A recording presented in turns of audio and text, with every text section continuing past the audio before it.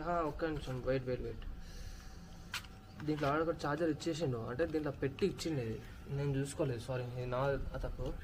రెండు అయితే ఇచ్చిండు. ఇది డ్రోన్ ఒకటి, రెండు ఛార్జర్స్ నేను చూసుకోలేదు. ఇది నా మిస్టేక్ ఇది. దాని తర్వాత ఇది ఒకసారి అయితే ఓపెన్ చేసి చూద్దాం.